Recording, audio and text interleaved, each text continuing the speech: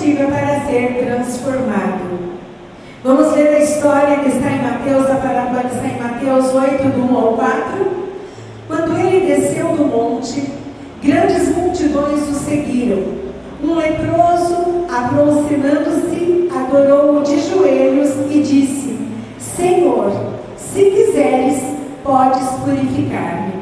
Jesus estendeu a mão, tocou nele e disse: Quero, seja purificado. Imediatamente ele foi purificado da lepra. Em seguida, Jesus lhe disse: Olhe, não conte isso a ninguém, mas vá mostrar-se ao sacerdote e apresente a oferta que Moisés ordenou, para que sirva de testemunho.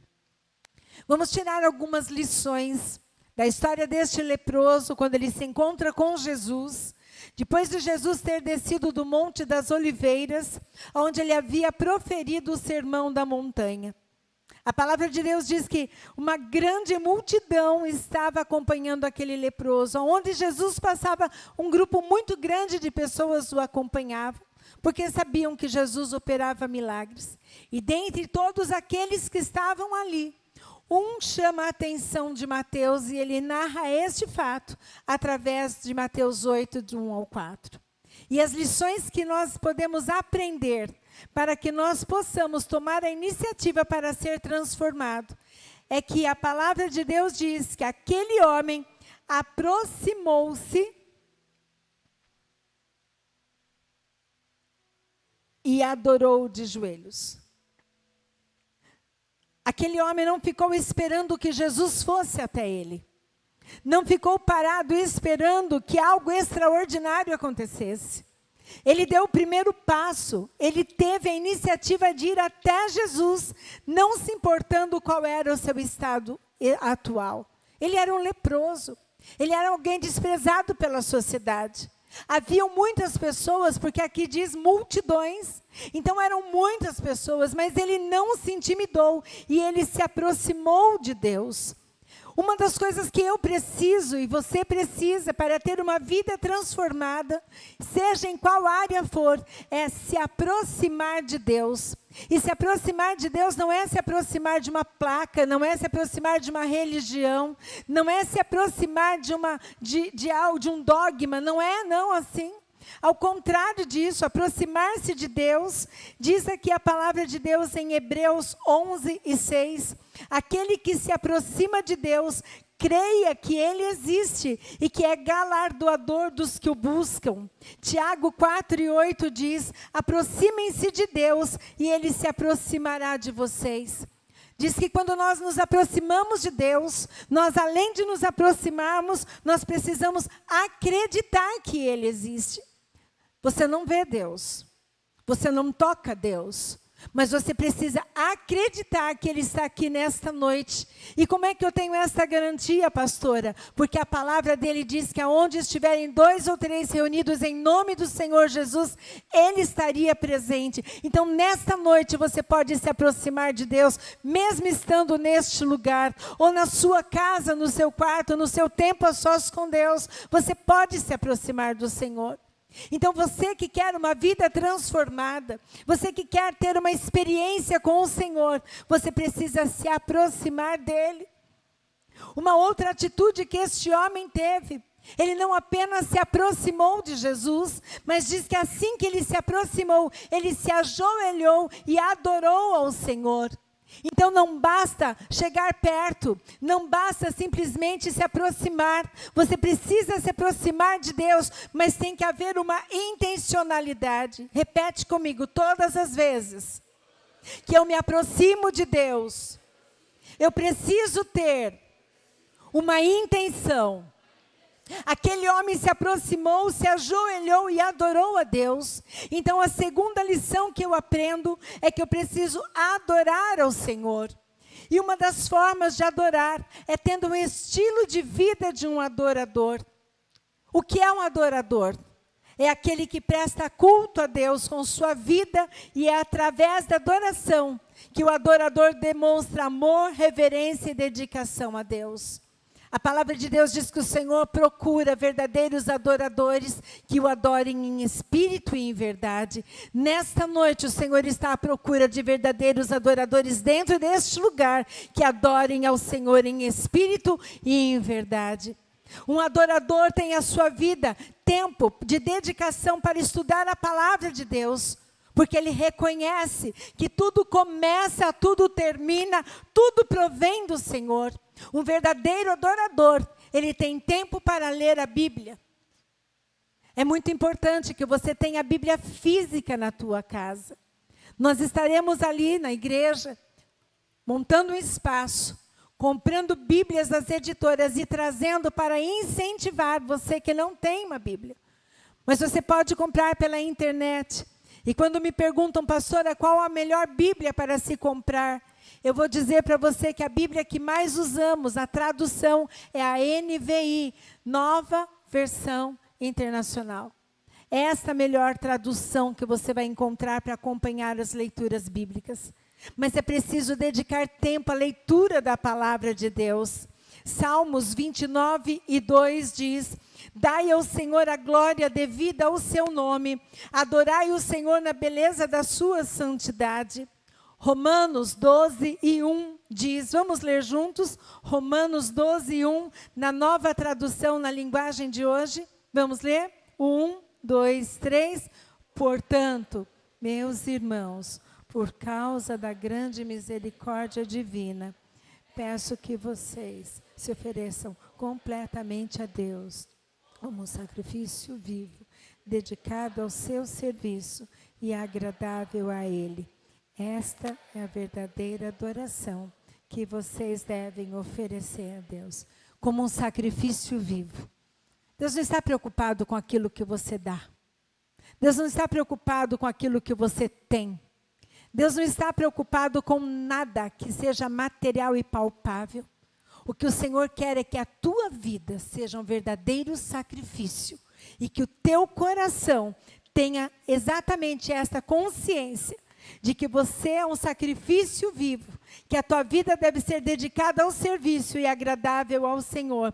Esta é a verdadeira adoração que nós devemos oferecer a Deus. Adorar a Deus também, reservar tempo para adorá-lo. Se existe uma coisa que tem roubado o nosso tempo, são as redes sociais. E aqui o Senhor está nos orientando que nós devemos dedicar tempo a Ele para adorá-lo. Então, fuja das distrações. Cuidado para não ficar parado achando que está correndo. Adorar a Deus também é sentir compaixão pela dor do próximo. Olha o que os amigos de Jó fizeram, relatado em Jó 2, 12 e 13. Quando Jó estava enfermo, quando Jó havia perdido sua família, perdido tudo aquilo que possuía. Diz a palavra de Deus que o estado dele era tão grave que ele se coçava com cacos de telha. E olha o que os seus amigos fizeram por ele. E levantando de longe os seus olhos, não o reconheceram. E levantaram a sua voz e choraram, e rasgaram cada um o seu manto. E sobre as suas cabeças lançaram pó ao ar. E assentaram-se com ele na terra, 7 dias e 7 noites, e nenhum lhe dizia palavra alguma, porque viam que a dor era muito grande. Os amigos de Jó, naquela situação, encontraram uma forma de expressar o amor de Deus. Encontraram uma forma de adorar a Deus através de um sacrifício vivo. Encontraram uma forma de servir ao irmão. Eles aproveitaram aquela oportunidade para provar a Jó a amizade que havia entre eles. Eu tenho certeza que esta semana vai existir alguém, se você orar e pedir a Deus, que Deus vai usar a tua vida para que você demonstre compaixão e através disso você adore ao Senhor. Estes dias atrás, eu estava vindo para a casa do meu pai.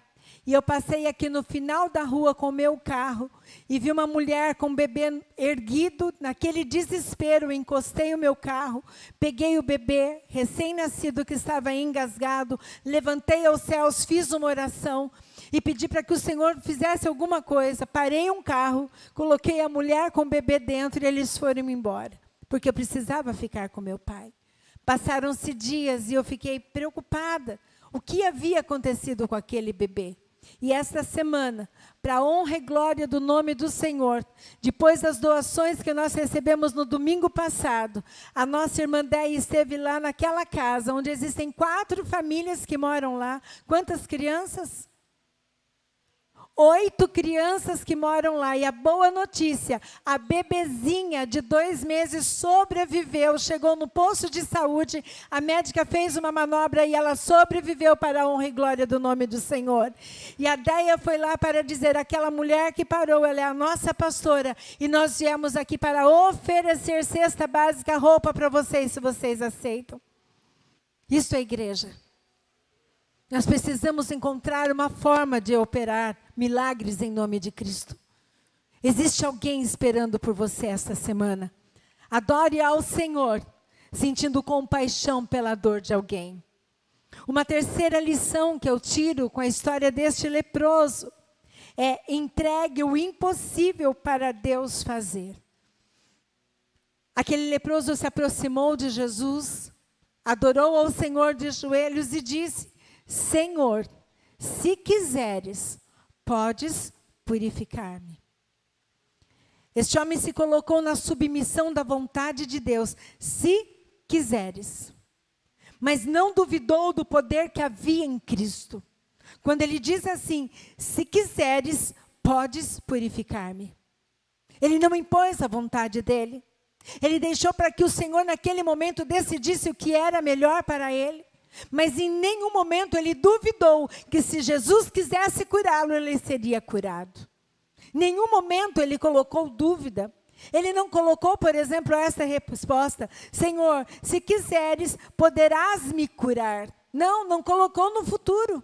Ele colocou no presente. Se quiseres, podes. É hoje, é agora, é neste momento. Se o Senhor quiser, o Senhor pode fazer o impossível pela minha vida. Este homem se colocou em submissão à vontade de Deus, mas não desacreditou. Para muitos podia parecer impossível que aquilo acontecesse, um leproso ser curado. Existia uma multidão olhando e observando aquele homem. Ele foi ousado ao se aproximar de Jesus, foi destemido, não se intimidou com preconceito, venceu o medo de ser rejeitado. Bill Johnson, ele diz o seguinte: você sabe que sua mente é renovada quando o impossível parece lógico. Para aquele homem, era lógico que Jesus poderia fazer um milagre na vida dele. A palavra impossível não havia na mente daquele homem. E eu pergunto para você nesta noite: há algo impossível para Deus de realizar na tua vida ou através de você? Qual a resposta que você daria se Jesus te fizesse essa pergunta hoje? Existe algo impossível para Deus realizar na tua vida, na tua casa, na tua família, no meio dos teus? A tua mente precisa ser renovada através da palavra. E quando ela é renovada, a palavra de Deus diz que nós não devemos nos conformar com este mundo, mas devemos ter a nossa mente transformada pela renovação do nosso entendimento. Então, quando sabemos que a nossa mente é renovada? Quando o impossível não faz parte de nós. Quando você estuda sobre como os leprosos eram tratados na época de Jesus, quando você medita e estuda sobre isso, você tem as seguintes informações: que os leprosos não podiam se aproximar das cidades e os lugares aonde moravam eram considerados impuros, como, por exemplo, os cemitérios. Algumas pessoas chegavam a dizer, se cruzassem com um leproso, que atirariam pedras nele e gritariam para ele: volta ao teu lugar e não contamine as pessoas. Aquele homem correu o risco de ser apedrejado e morto quando se aproximou de Jesus. A lepra era considerada pelos antigos judeus como uma exteriorização de um pecado, a punição de Deus, uma fonte de profunda vergonha. Quando olhavam para um leproso, julgavam aquele homem, ou aquela mulher, ou aquela criança pela sua aparência e dizia: aí vai um pecador, e todos que tocassem nele também ficariam impuros. Aquele homem arriscou a própria vida para conseguir algo que não possuía.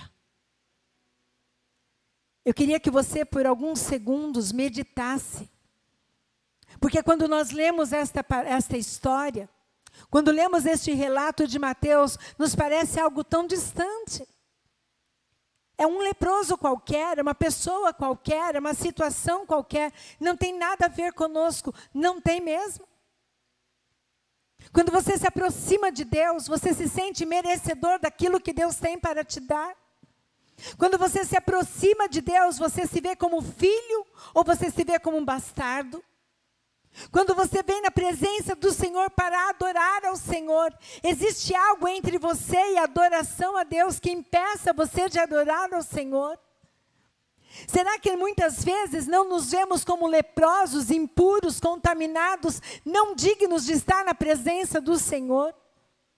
Quantas pessoas não participam da Santa Ceia, porque não se sentem merecedoras de participar? Quantas pessoas não passam pelas águas do batismo, porque querem primeiro uma vida perfeita para depois chegar ao Deus? É preciso entender este contexto. Aquele homem não podia se aproximar das pessoas. Aquele homem não podia tocar em ninguém. Mas ele enfrentou aquela situação, aquele desafio. Ele enfrentou o preconceito, ele enfrentou os falatórios, ele enfrentou o medo que ele tinha de ser apedrejado, porque ele sabia que ele precisava de algo que só Jesus podia fazer. Era um milagre que ele precisava. Qual é o milagre que você precisa na tua vida?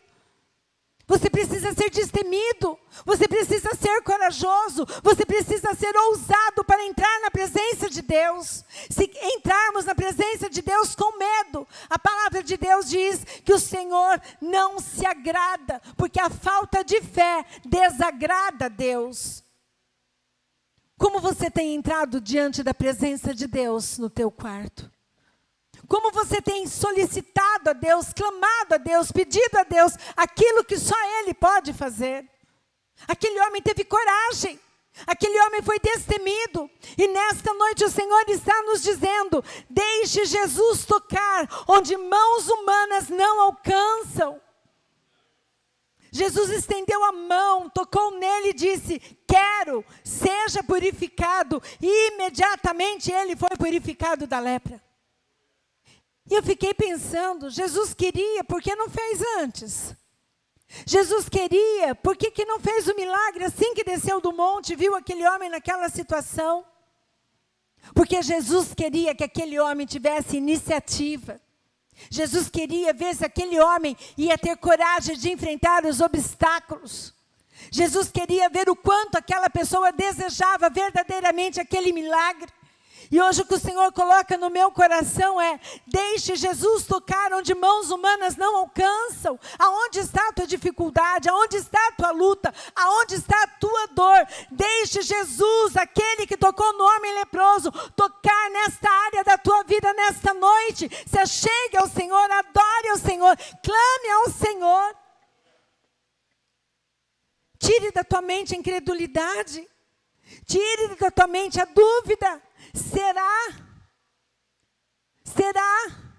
Será que é comigo que Deus está falando? Será que Deus tem o poder? Mas não sou eu, é Ele. Quantas vezes nós ficamos arrumando desculpas e justificativas? É a crise, é o governo, é o presidente, é o outro. Não, sou eu. Nós temos aprendido aqui diante deste altar que tudo aquilo que eu vivo hoje, o único responsável sou eu, pelas escolhas que eu fiz, assertivas ou não. Diz a palavra de Deus que Jesus estendeu a mão e tocou nele. Ninguém podia tocar no leproso, ninguém podia colocar a mão nele, mas Jesus tocou naquele homem e disse: quero, seja purificado. Naquele exato momento, Jesus não apenas promoveu uma cura física, uma cura emocional, mas mostrou ao leproso e todos aqueles que julgavam ele, que Deus não havia abandonado ou esquecido. Jesus tocou. Não olhe para o tempo que passou. Não olhe pelos desafios que você tem enfrentado. Não olhe para aquilo que você tem a impressão que você perdeu. Olhe para aquilo que está diante dos seus olhos e avance nesta noite em nome de Jesus. Deixe Jesus tocar onde mãos humanas não alcançam. Aquele homem foi até Jesus, adorou de joelhos, quando ainda não havia nada sido transformado na sua vida. Ele não havia sido curado. Ele não estava liberto da lepra, da dor, do desconforto. Ele não estava liberto daqueles olhares condenatórios. A situação parecia a mesma, mas mesmo assim ele dobrou os joelhos e adorou. Existem momentos na nossa vida que ainda que os nossos olhos naturais não vejam milagre, é preciso adorar a Deus como se o milagre já estivesse acontecendo. Aleluia!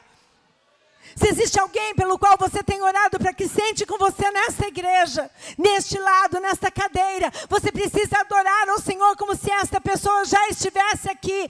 Eu te adoro, Senhor, pela vida daquela pessoa. Eu te adoro pelo meu marido que vai estar aqui, pelos meus filhos que estarão aqui. Eu te adoro, Senhor, porque eu creio que aonde as suas mãos tocam, milagres acontecem. Aleluia! Oh, aleluia! Aleluia! Aquele homem foi até Jesus, o adorou, quando ainda não havia sido transformada a sua vida. Ele foi corajoso para enfrentar aquela multidão, mas se mostrou humilde e dependente diante do Senhor. Senhor, se o Senhor quiser, olha a humildade dele. Aquela iniciativa daquele homem de se aproximar de Cristo, trouxe a transformação que tanto ele precisava. E você? Que atitudes tem tido para alcançar a transformação em cada área de sua vida? E você? Que atitudes tem tido para alcançar a transformação em cada área de sua vida?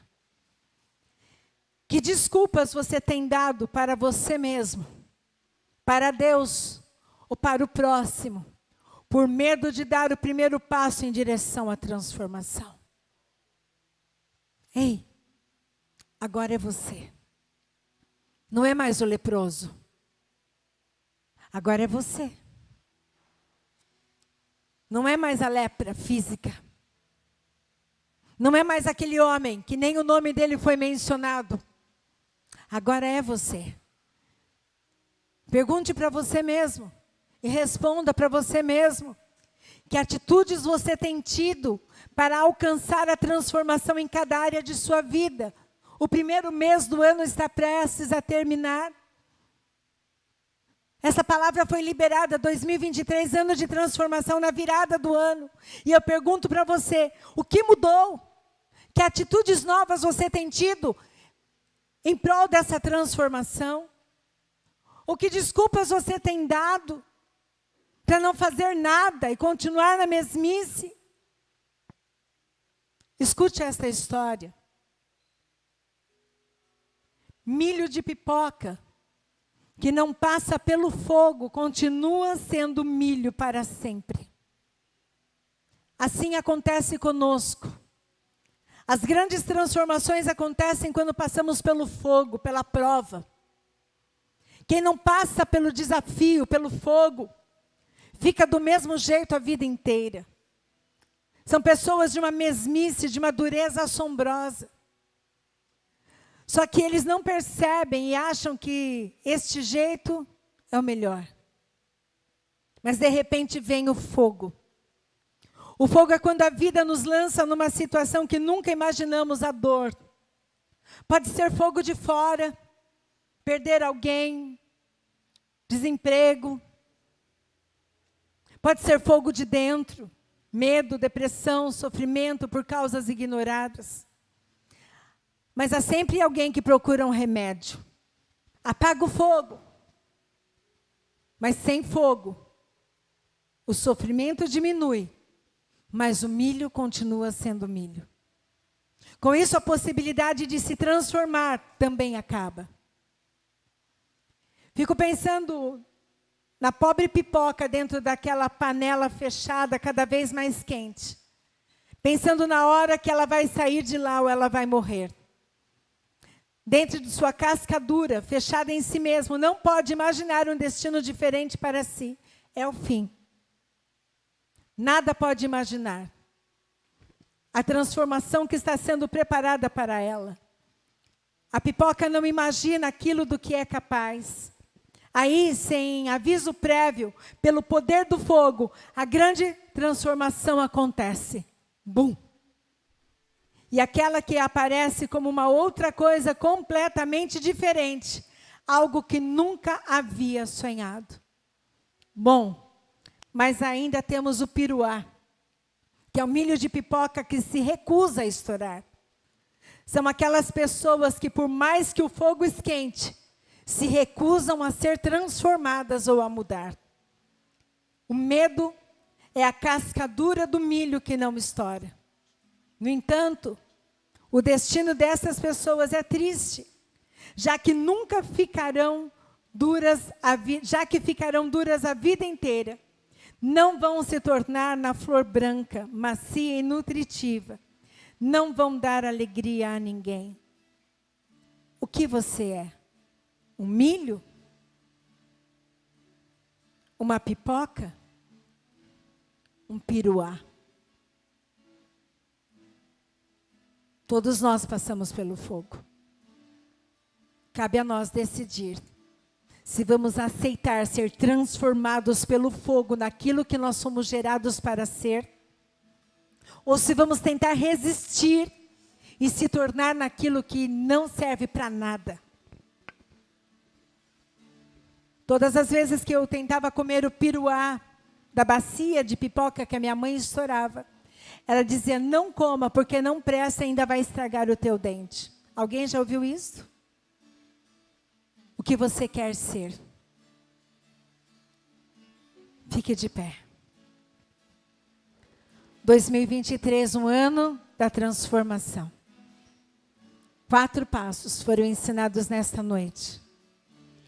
Aproxime-se de Deus. Vamos ler juntos? 1. Aproxime-se de Deus. Adore a Deus, tendo a adoração como estilo de vida, reservando tempo para adorar a Deus, sentindo compaixão pela dor do próximo. Entregue o impossível para Deus fazer.